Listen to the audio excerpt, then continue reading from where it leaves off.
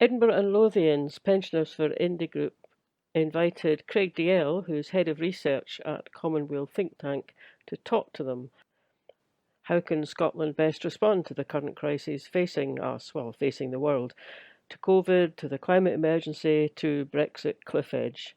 Is our economy resilient enough to mitigate and adapt to let us overcome those challenges? The Commonweal think tank says a very loud yes to that question, and they've got a plan for a resilient Scotland. The talk is about 25 minutes long, and then there's a very lively question and answer session, including questions like, we could close Ineos at Grangemouth, but how do we replace those 10,000 jobs? How do the numbers of jobs lost in this pandemic compare to the jobs you think might be gained in green jobs for the future? How can we get a proper set of fiscal accounts for Scotland? So that question was asked just a couple of weeks before the latest GERS figures came out. Quite a few questions about how can we best share Commonweal ideas with the wider population, since of course mainstream media don't really do that. How can we have a younger generation who's well informed about civil politics, basic economics, Scottish history and philosophy? How does Commonweal get access to MSPs in the Scottish Government to persuade them about their policies? Actually, to that one, Craig suggests a more important question is, how do constituents get access to MSPs? Because that's where the power lies. The power lies with us. So here's a talk, and we hope you enjoy it. And welcome everybody. Thank you very much for joining us today, and a particular thank you to Craig from Commonweal for coming to speak to us today. Many of you will have heard Craig speaking before, and I'm sure lots of you have read the work that Commonweal have done. Really fantastic, forward-looking, and very impressed with what they do. Craig, just for the recording, can you please confirm that you do know this is being recorded and you're okay with that? Absolutely fine with that, thank you. Oh, hi folks, thank you for coming out and coming to talk to us. I have really enjoyed doing these virtual public talks. Looking forward to doing a few more in person when it's safe to do so, but until then, and even after then, I have to say, it's been great seeing the outreach that you can get through this technology. Today I'm going to be talking about one of Commonweal's latest projects. We've called it the Resilient Scotland Plan. It is essentially a synthesis of everything we have done for the last 6 years since we founded as a think tank. We recognised that when the pandemic hit, we started to see what we would need to do to come back out the other end, and to start rebuilding the economy, and to rebuild it in a way that actually took us to a better place rather than just going back to the economy that we knew wasn't working before. So we started looking at things like our Green New Deal plan, our plan for an investment-led economy, for local democracy, and for well-being economy, for all these other concepts and buzzwords that you've seen, and we synthesised it all together into a coherent plan, a 25-year plan for Scotland. As a bit of a background, we've recognised over the last 20 odd years that a lot of places the economy hasn't been working. In 1997, Gordon Brown promised the end of boom and bust, and since then we've had three. Every time the economy falls over, we pick it back up and we try to repair what happened, but often we don't think about what has gone beyond that. So the 2008 financial crash, for instance, we picked up the banks and we fixed them, and it's probably no coincidence that the banks have so far survived a lot better through this crisis than they did in 2008. The fixes we put in place over a decade ago have helped them, but we didn't fix the things beyond them. So the rest of the economy just waited for the next crash, and here we are. If we think of recessions and crises as a bit like a tide, the tide comes in, washes away all of our sandcastles, it goes out again, and we rebuild it. We have to think about the coming crisis, the climate emergency, because it's not going to be like a tide. It's going to be more like sea level rise. It's going to be more like the sea comes in, covers up our beach, it doesn't go back out again.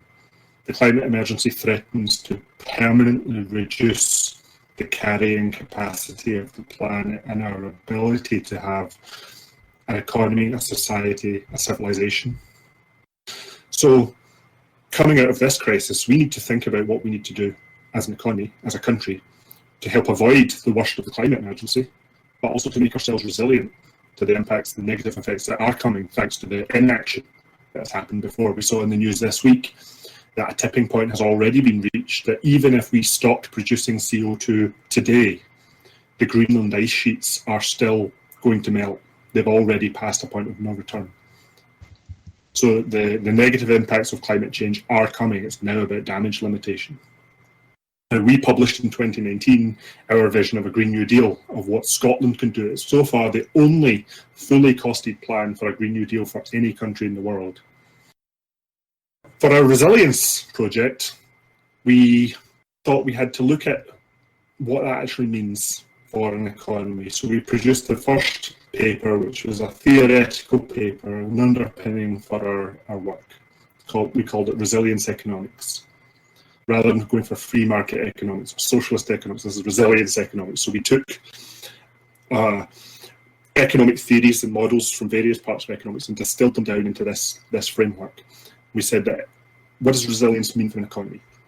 The economy shouldn't collapse the way it has in previous recessions. It shouldn't hopefully collapse at all. We shouldn't be encouraging the boom and bust cycle. It also means social resilience. Too often, when there is a crash, the negative economic impacts land on those least able to cope, and the bailouts end up going for the folk who least need them. And it means environmental resilience, because it doesn't matter how much wealth we generate for the shareholders if we kill the planet in the process. They need to breathe cleaner too. So what does resilience economy look like?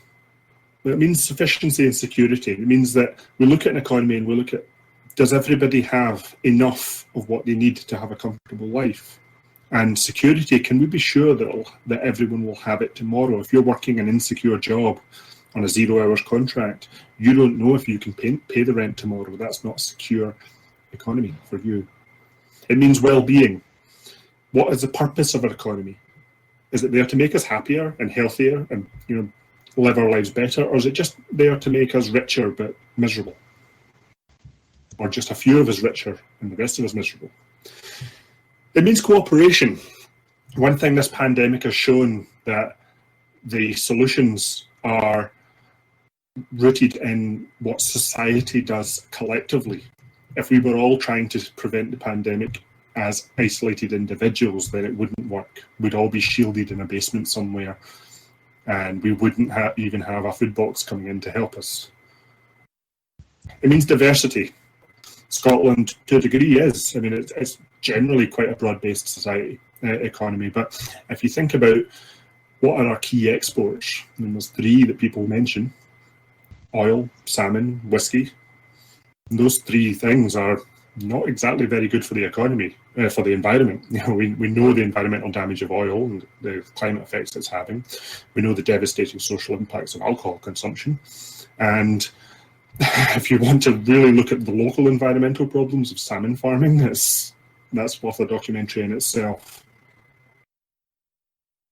Resilience also means participation. It means an economy that is built for everyone, not just by a few people who can then skim off all the wealth from it. It means transparency. If you can see where the public contracts are going, then you can determine if they're going into the right places or not. It means opportunity. If you are resigned to your lot in life, if you are in your place and you know you can't ever leave it, then is that better than feudalism, really? And it means decentralisation, because one thing that is crucial, this cannot be a top-down process. You cannot go to a community and say, this is the economy we are designing for you. It must be built by everyone.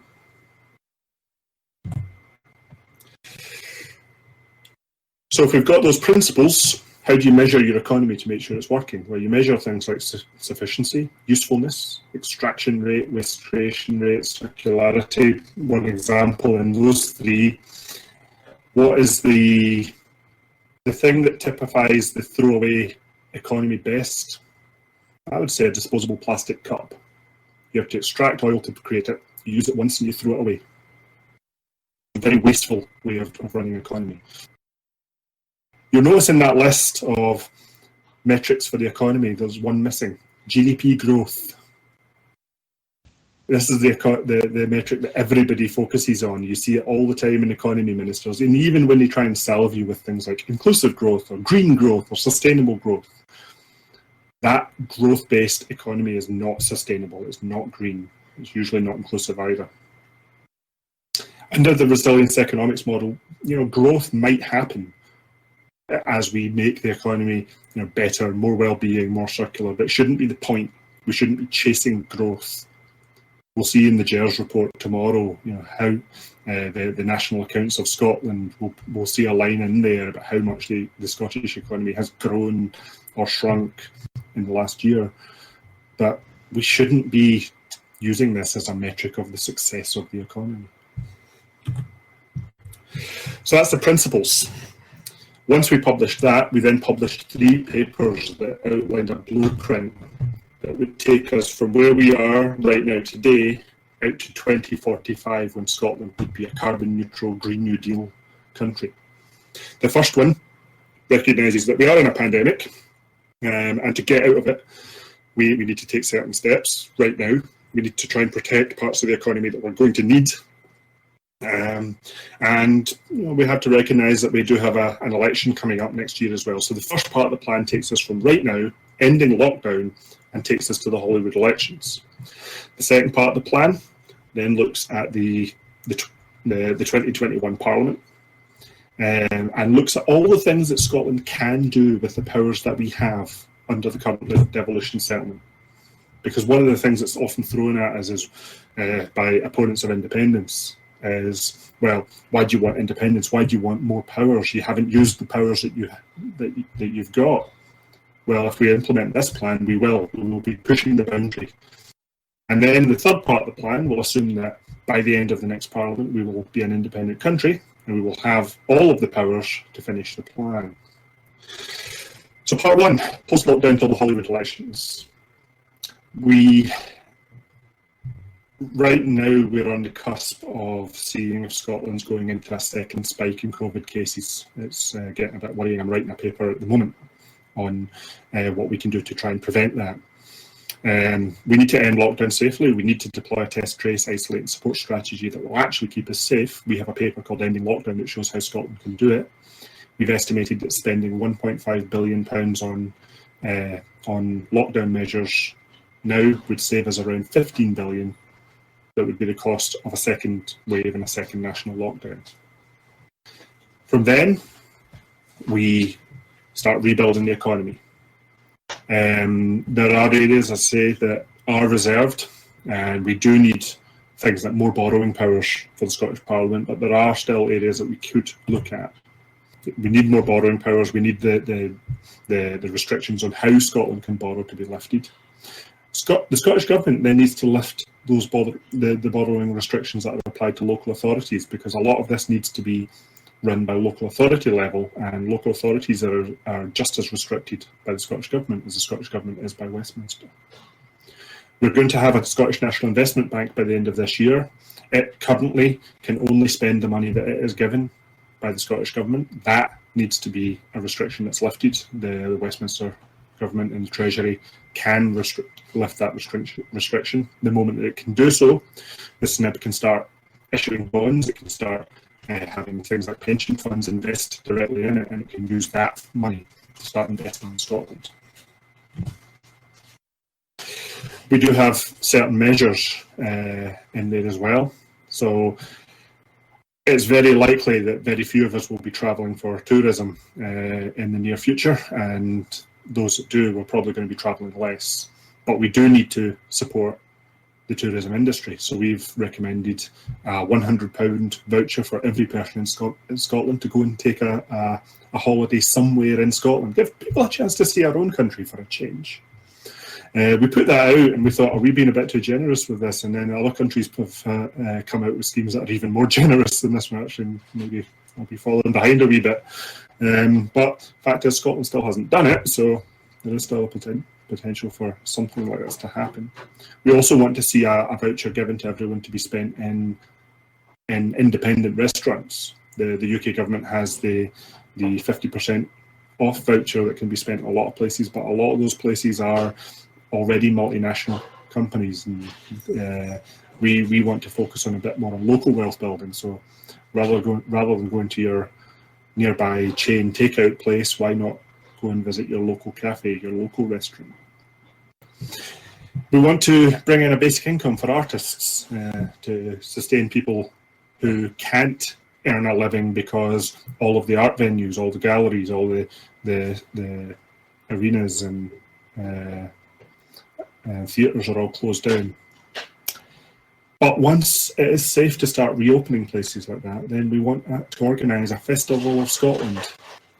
We also recognise that people are struggling in their houses when they're on furlough or out of work, or when places are closing. So we've also got schemes to protect homeowners and renters through things like a mortgage to public rent scheme and other measures. And as we start rebuilding, we need to have an urgent reform of the way that procurement happens. We cannot go back to the old system of PFI and its descendants. And we need to make sure that public money remains in Scotland rather than going to overseas tax havens. The Scottish Government did recently pass an amendment to one of the bills that said that no public money would go to companies that use tax havens, but the Scottish Government, the SNP, also voted against a measure called country-by-country reporting, which would have forced multinational companies operating in Scotland to show how much money they are taking out of Scotland and hiding in tax havens. So that needs to be corrected. If we do this, then we can start looking forward to the future, where we can start really improving supply chains, covering everything from food, materials, energy, housing, you name it. So that takes us up to the elections. We get to 2021, and at that point we recognise that in 2018 we were told we had 12 years left to make serious changes to our economy if we wanted to avert the worst impacts of climate change. We're now almost 3 years, by the time of the election we'll be almost 3 years away from that paper, that announcement. We're running out of time, so we need to start building that Green New Deal. We cannot wait until the 2041 election to decide that, oh, we have a 2045 target that we need to meet.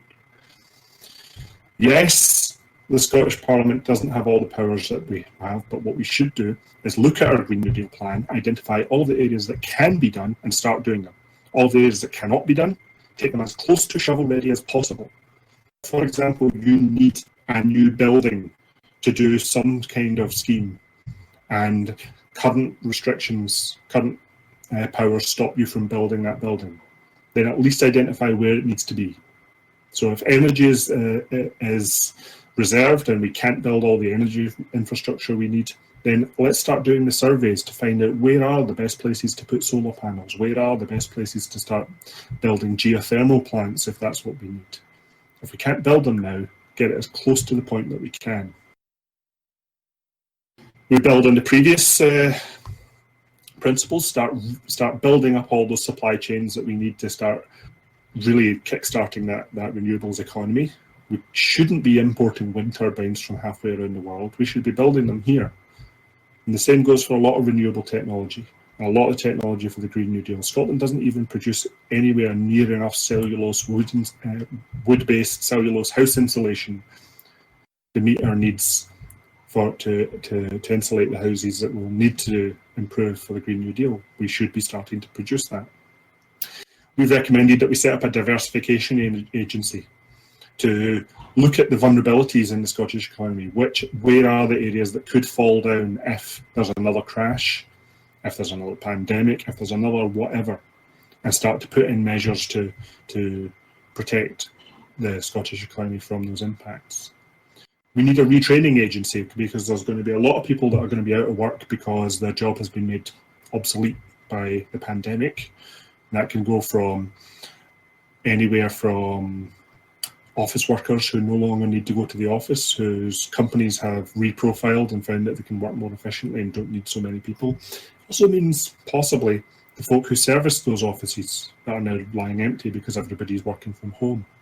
it will mean people working in the fossil fuel industry who will need to be retrained and possibly diverted into the renewable energy industry. There's great potential there. Folkless Friends of the Earth have produced papers on this. The number of jobs that Scotland could produce in the offshore renewable industry dwarfs the number of jobs that are currently employed in the oil industry.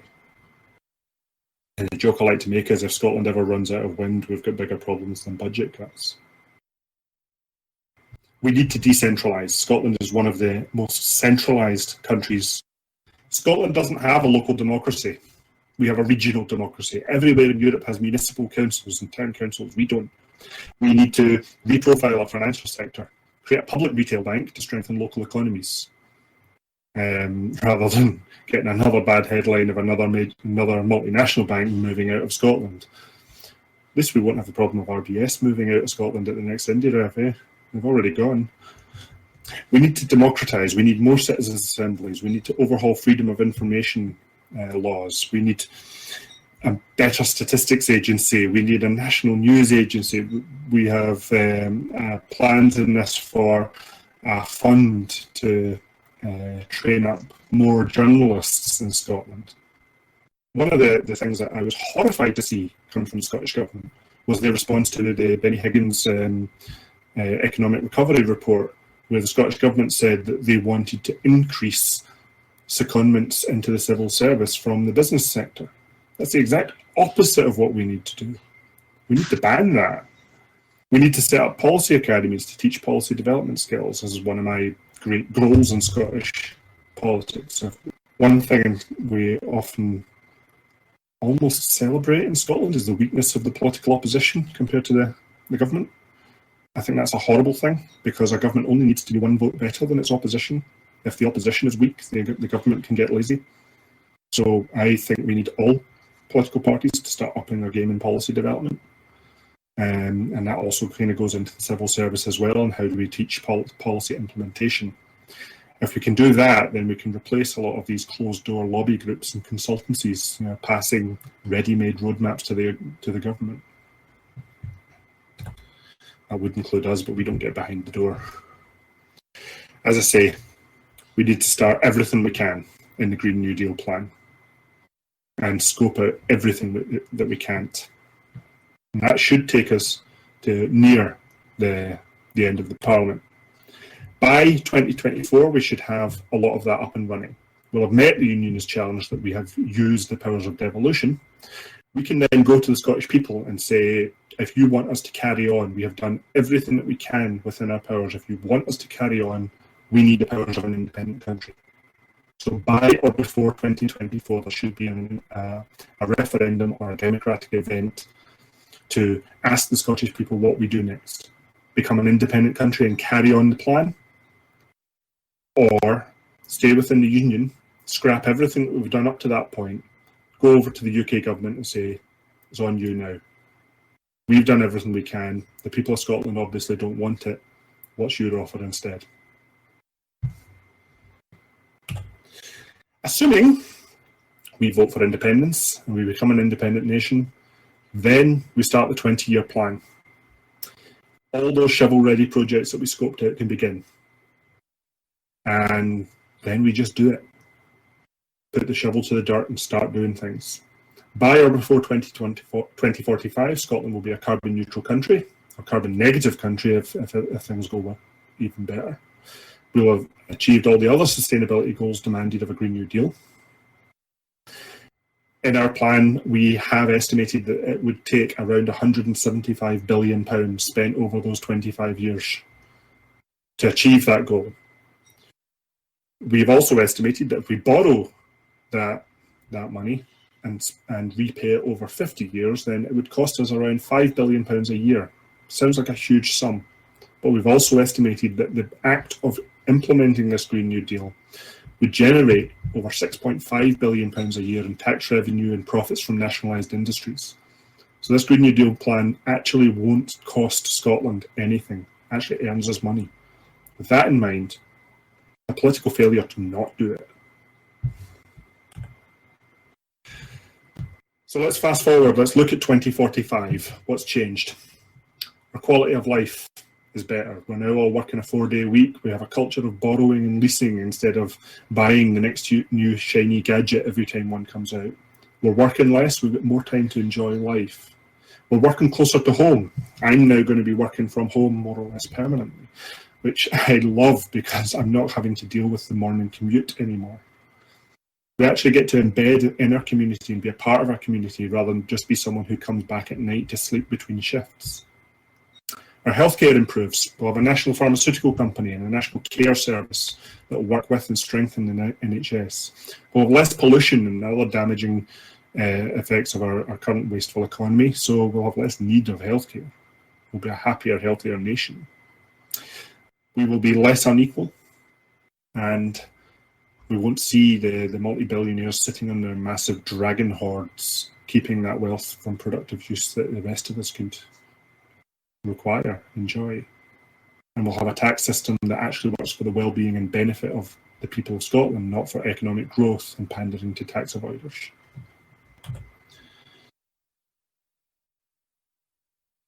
It is obviously somewhat speculative. You know, you can't sit here in 2020 and say exactly what life in 2045 would be like. Imagine sitting in 1995 and projecting now, telling people, oh, you'll be sitting locked at home because of a global pandemic. But the internet will be fun.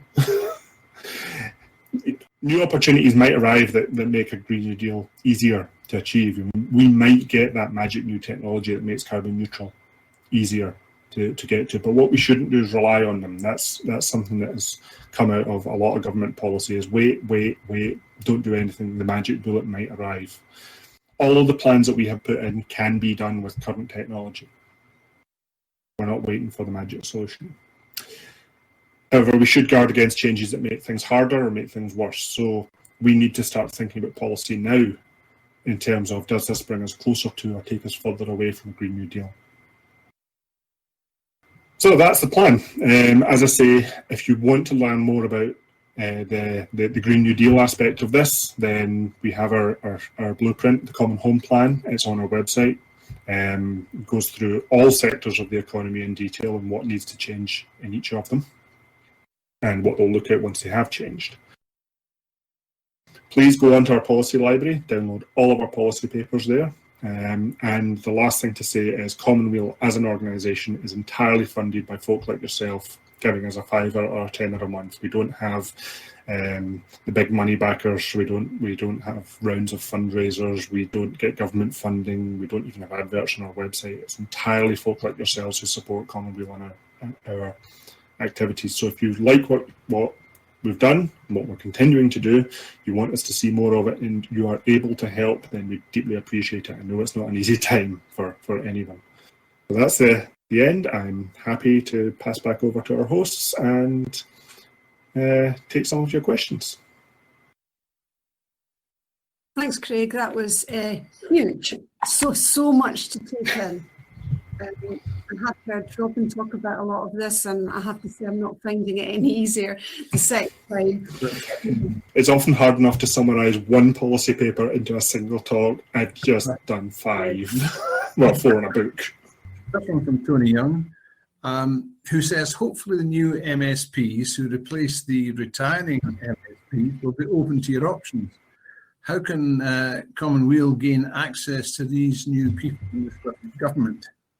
Tony also wants to know if you have digital versions of your publications available. Yes, all the papers I mentioned today are freely available digitally on our policy library, commonweal.scot. Perhaps a more important question than how does Commonweal get access to MSPs is how do you get access to your MSP, because that's where the power is really.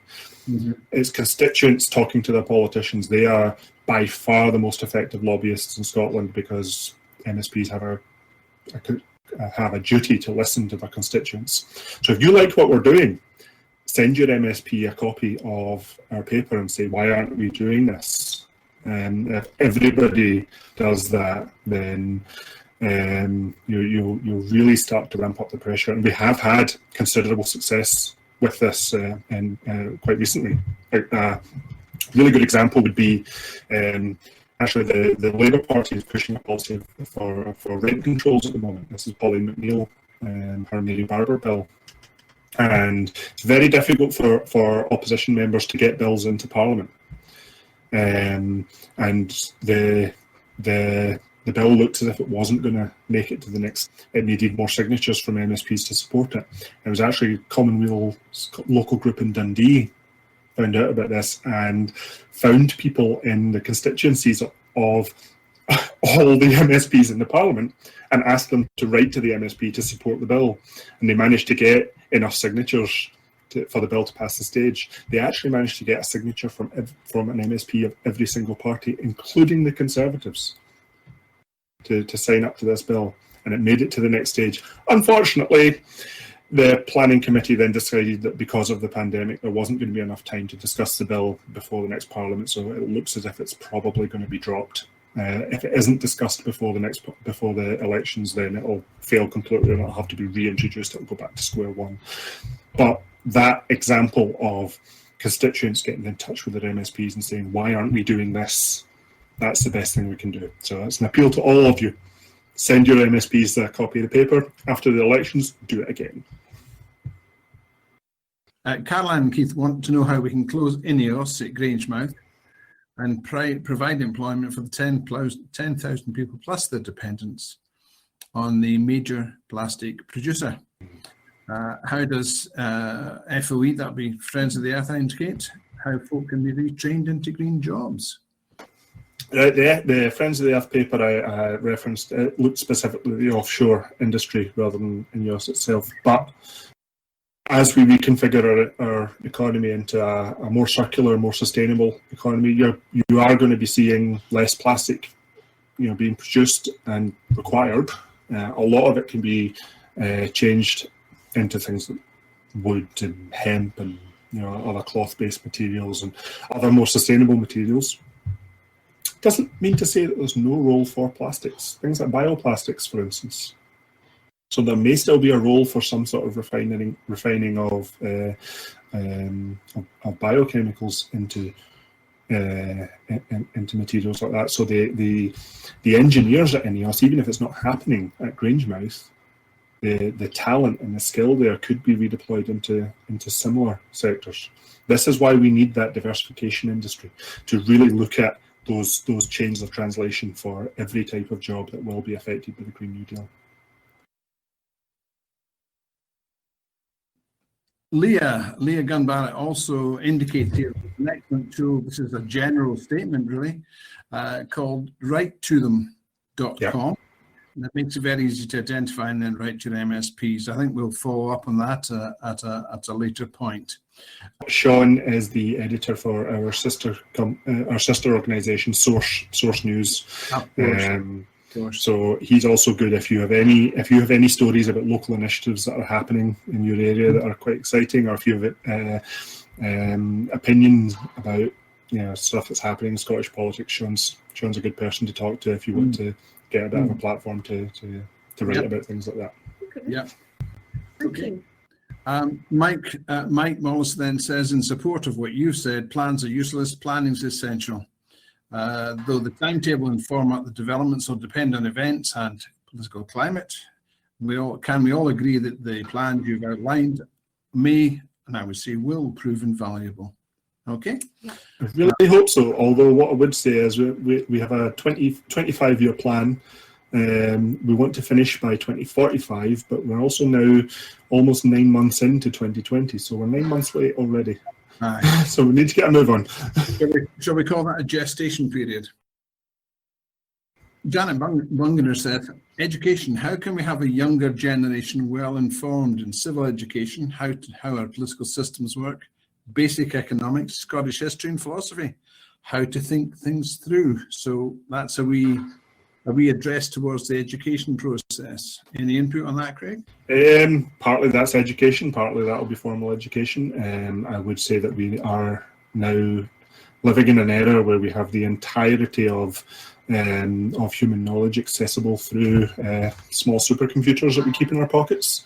So there's a lot that we can do to teach ourselves. I would, as I say, I would love to have a policy academy where we could be teaching people how to do politics and how to do policy development, which are two related but distinct things. So yeah, there's plenty of scope. But what I would say is, don't underestimate the knowledge of younger folk. Mm-hmm. If you saw the things like the climate strikes and the ongoing protests around social justice movements, folk are savvy. There's a lot of folk out there who know far more about whatever you think they need to know than is sometimes given credit for. So yeah, I've got hope. What I would say is let's not imply any ageism there either. There's plenty of older folk who are remarkably savvy as well. Okay. Yvonne Keith asks, how will the number of jobs lost during the pandemic compare with the number of green jobs which will potentially become available in the future? One of the things about the jobs numbers in the Green New Deal is it's less about where do we put the boots. It's how do we find the feet to fill them. It's we are looking at serious skill shortages as a result of the Green New Deal, which is another reason to get going fast, because we will very quickly exhaust the available labour pools even after this recession. One of the projects that we're working on at the moment is what we can do to create even a pan-European training system to bootstrap up the skill levels that we'll need for the Green New Deal. Because one other thing is that we're all working in the same timetable on this. So we can't even say, well, we've got a shortage of plumbers, so let's just import a bunch of plumbers from Norway, for instance, because Norway is going to need those plumbers as well to do its Green New Deal stuff, as will Germany, as will France. So we need to be thinking internationally. We need to be cooperating on this. Thank you. I like that very much indeed. Isabel Gow, who we all know, just comments, couple of interesting comments. She's a retired history and modern studies teacher, and she said she did a lot of this attempting to educate young folk and tell them about where they are and what they're doing and what our politics are about, including having hustings and mock elections. So it has been done before, and I see no reason why we shouldn't be asking for that from our MSPs, perhaps. Even better than mock elections, let's start having elections. This is why we need better local democracy. We need democracy down at community level, because there's no better teacher than doing. So if we're actually doing local democracy in our communities, then that can prepare us for everything else. Can Commonweal ever become a political party that we could all vote for? Right. Think tanks and political parties both fulfill distinct and separate roles in politics. One of the advantages of being a politically neutral think tank is that we can approach all political parties and encourage all of them to take on some or as many as possible of our policies. You can't do that nearly so much if you are a political party. So I think there is still a valuable role for think tanks, especially think tanks like Commonweal, to be inputting into the political party process, but from the outside of it.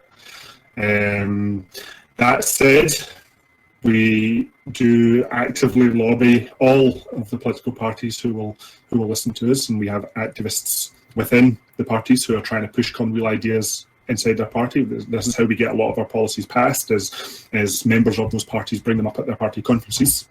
And we do have positive relationships with elected politicians. We've got a couple of them on our board. We've even seen a few of the prospective candidates in the elections. I'm not going to name names just because I don't want to endorse political candidates or parties in areas, but we have seen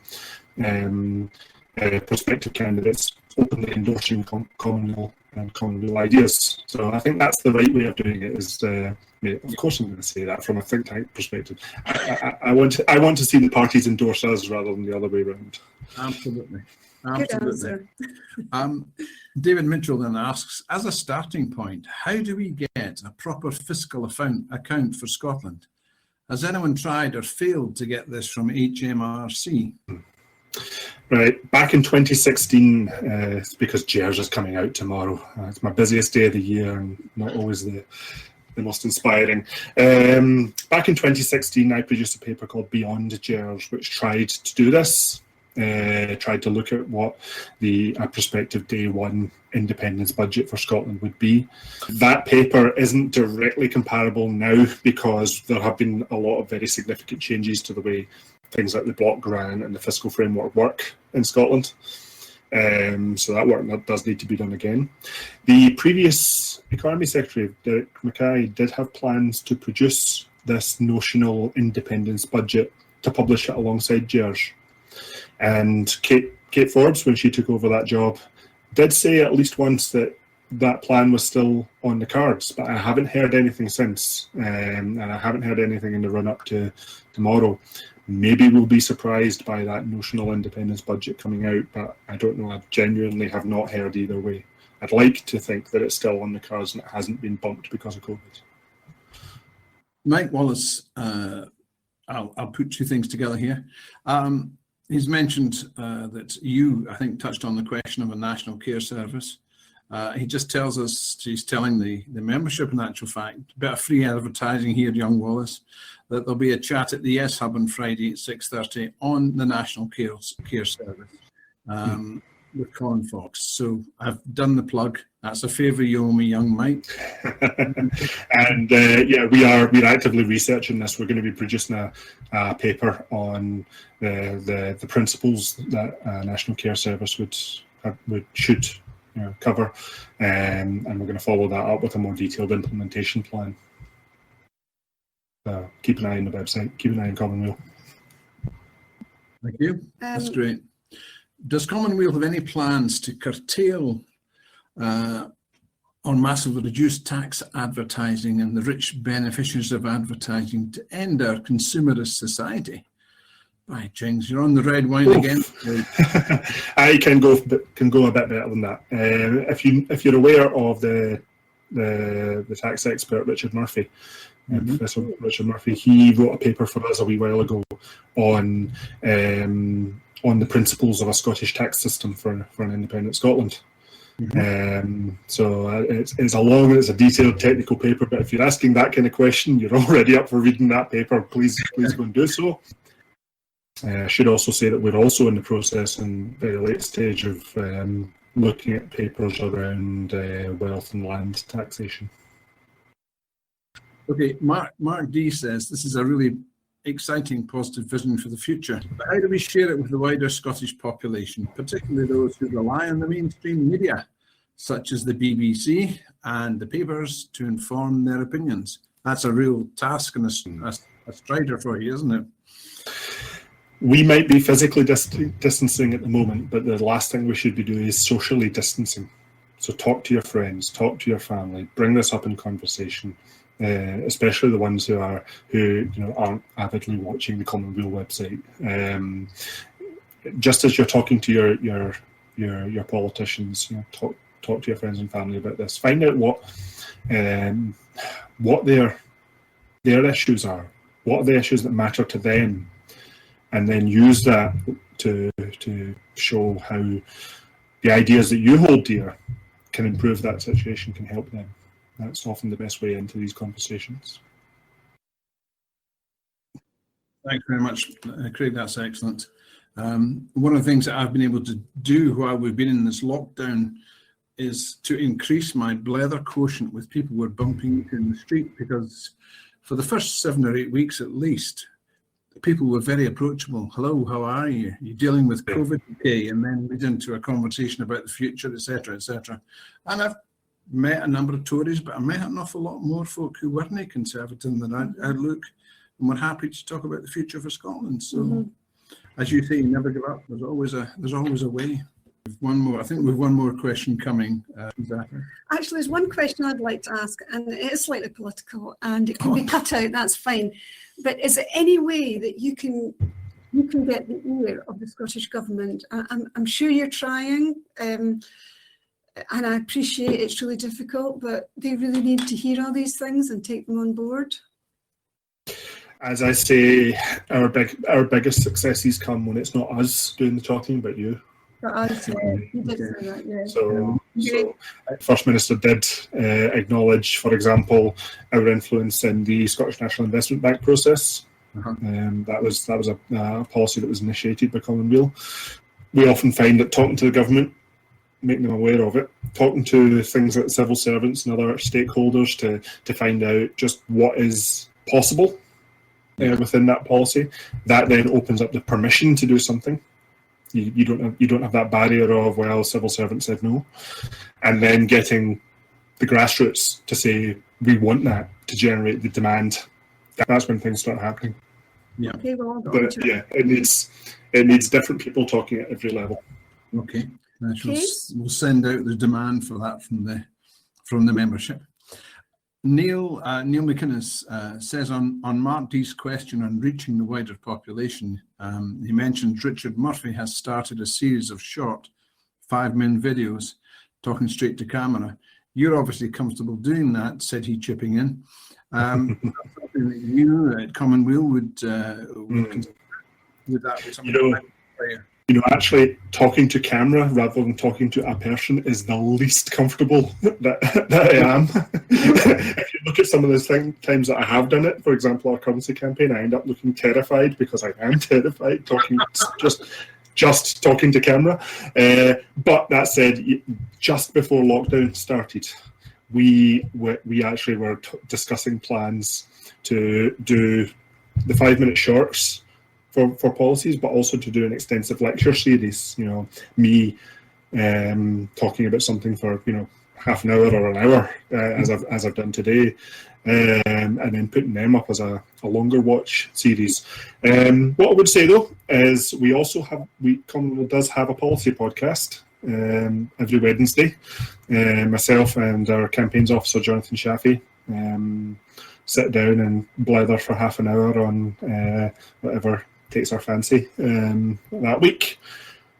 So you can again go on our website, you can get all the episodes there. If you're on any of the podcast aggregators, Spotify, Apple Music, Google Play, whatever, other podcast aggregators are available, as they say. If you search for the Commonweal Policy Podcast, you'll get it there. There's already almost 40 hours worth of material there to listen to, and as I say, every Wednesday we put out a new episode. Does Commonweal have a view on what Scottish defence system should look like? Yes, we've published a couple of papers on this actually. Right. So first principle, non-nuclear. We need to get those nuclear weapons out of Scotland as quickly as possible, and we even have strong opinions against Faslane being rented as a nuclear base on a temporary basis, because those kind of temporary leases almost always become permanent leases. Either it'll be so cheap, the rent will be so cheap that Westminster just won't have an incentive to build a new base somewhere, or the rent will be so high that the Scottish Government then becomes dependent on the revenue and doesn't want the nukes to go. And it's a very fine line between the two. So we want them out as quickly as possible. We do have a couple of policy papers in our library that go into the principles of a Scottish defence system. So rather than summarise it here, I'll let you go and dig that out. Thanks, Craig. That's great. We have the good fortune where we're sitting just now to be 10 miles as the crow flies from Rosyth, and not everyone's aware that there are 8 nuclear submarines sitting there waiting to be decommissioned. Are slowly rotting, and the government in Westminster will do sweet nothing about it. Come independence and negotiations over our share of debts and assets, that is going to be one of the things I would like to see on the table. Ellen Hoffer says, the only thing that gets through to the Scottish Government is pressure from membership and voters, and that's as it should be. It's not like ScotGov isn't watching those Commonweal types like hawks, as we would expect. One thing I'd love to say, just to Ellen's comment, is she's heard me say this before, is that I think everything in politics is impossible until it becomes inevitable. As soon as that pressure hits a tipping point, things happen, and you look back and you think, well, how could it have ever been anything else? That's it. That's it. Yeah, that's a really good reminder. Thanks, Craig. Yeah. Like, we all need to try harder in that respect. So some really great questions, I have to say. Thanks, everybody, and really good answers, Craig. And Thanks very much. Yeah. And just to everybody else, go onto our website, commonweal.scot, go through our stuff. We've got the policy library, we've got the podcast, we've got a bunch of other material there. If you want to get involved, we're currently looking for volunteers. So if you go onto our Do Something page, you can find out what you can do, or you can suggest what you can do, which is always even better. And very last thing, as I say, if you're not already a supporter and you're able to support us and you want to support us, then any other think tank in Scotland, it's folk like yourselves who keep us going. So if you can help us out, please do. You've been listening to an event organised by Edinburgh and Lothian's Pensioners for Independence group, in which Craig Dalziel, Head of Research at Commonweal think tank, described Commonweal's plans to create a resilient Scottish economy. You can find out more about Pensioners for Independence on our website, pensionersforindependence.scot. There are about a dozen Pensioners for Indy groups around Scotland. If you'd like to become active with us, please contact any of those groups or contact us through the form on the website.